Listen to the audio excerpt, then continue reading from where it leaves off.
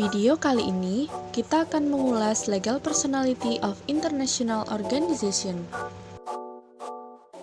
Apa itu organisasi internasional dan apa tujuan dibentuknya organisasi internasional tersebut?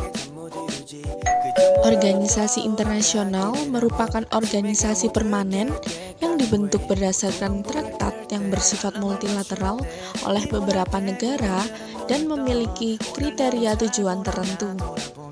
Tujuan dibentuknya organisasi internasional salah satunya untuk mewujudkan perdamaian dunia serta menjaga keamanan internasional melalui berbagai cara yang ditentukan oleh masing-masing organisasi. Lalu yang kedua adalah berperan aktif dalam upaya meningkatkan kesejahteraan dunia. Kini kita masuk pada pembahasan legal personality dari organisasi internasional. Yang pertama adalah pentingnya legal personality bagi organisasi internasional. Legal personality bagi organisasi internasional merupakan sebuah karakteristik agar organisasi tersebut memiliki hak dan kewajiban dalam hukum internasional dan mengajukan klaim internasional. Yang kedua, syarat bagi organisasi internasional agar memiliki legal personality merupakan himpunan negara yang bersifat permanen dan dilengkapi dengan struktur organisasi yang lengkap. Adanya perbedaan atau pemisahan dalam hal kewenangan hukum dan tujuan organisasi antara organisasi itu sendiri dengan negara-negara anggotanya.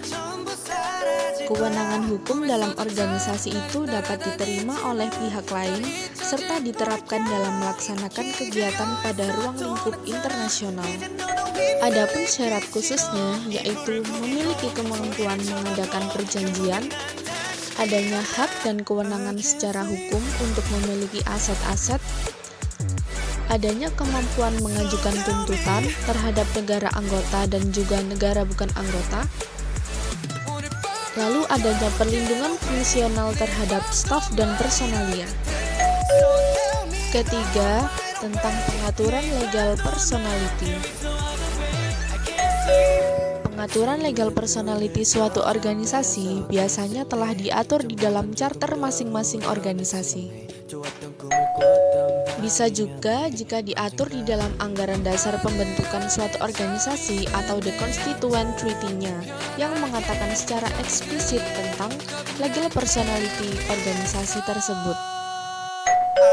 Sebagai contoh, ASEAN telah mengatur legal personality-nya pada pasal 3 ASEAN Charter yang menyatakan ASEAN as an intergovernmental organization is hereby confer legal personality.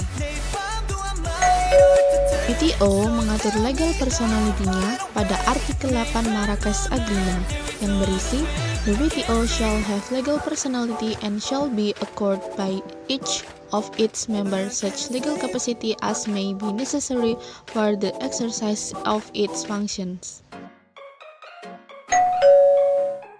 Yang keempat adalah penerapan fungsi legal personality bagi organisasi internasional. Pertama, sebagai landasan fungsi untuk menjalin perjanjian dengan negara lain maupun organisasi internasional lainnya.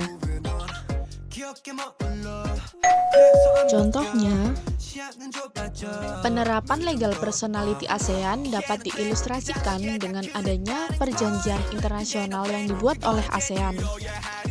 Misalnya, adanya perjanjian ASEAN dengan Cina, ASEAN dengan Jepang, ASEAN dengan Korea Selatan, dan ASEAN dengan India.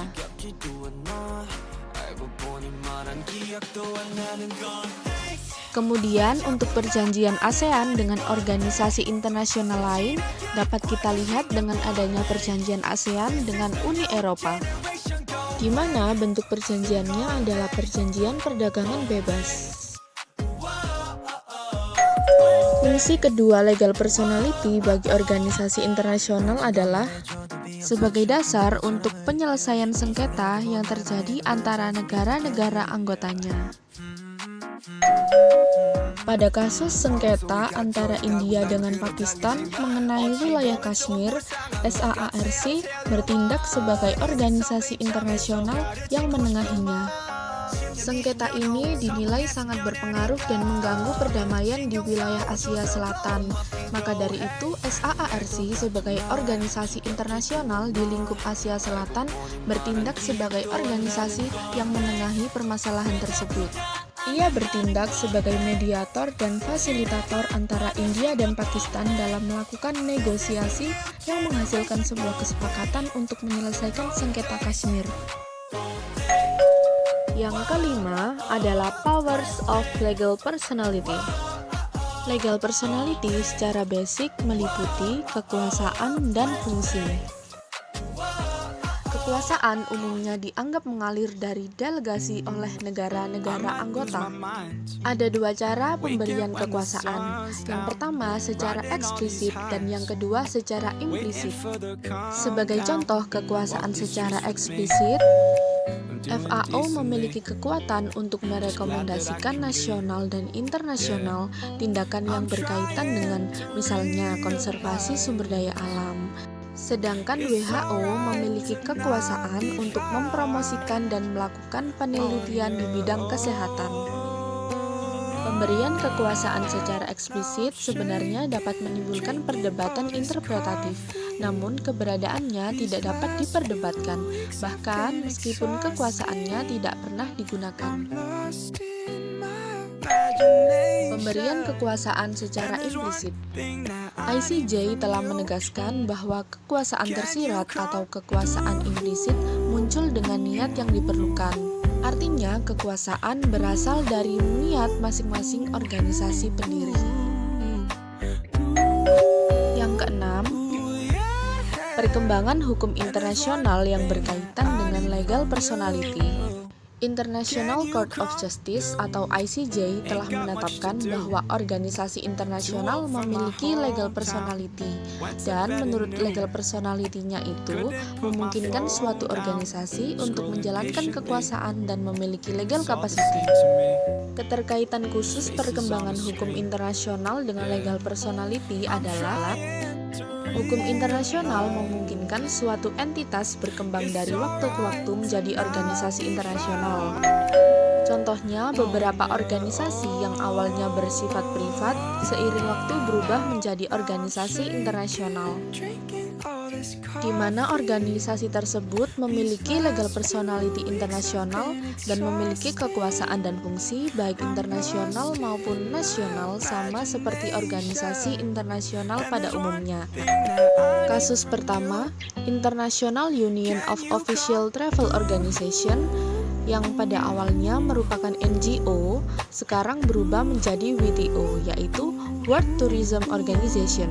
Kasus yang kedua adalah Global Fund to Fight AIDS, Tuberculosis, and Malaria, yang pada awalnya merupakan yayasan yang bersifat privat dari Swiss, bertransformasi menjadi badan yang mirip dengan organisasi internasional dengan badan hukum internasional dan memiliki kekuasaan serta fungsi dalam lingkup internasional dan nasional. Kasus ini sama dengan ICRC yang sebelumnya bersifat privat, sekarang bertransformasi seperti organisasi internasional. Sebagaimana ia memiliki hak istimewa dan kekebalan di bawah hukum kebiasaan internasional.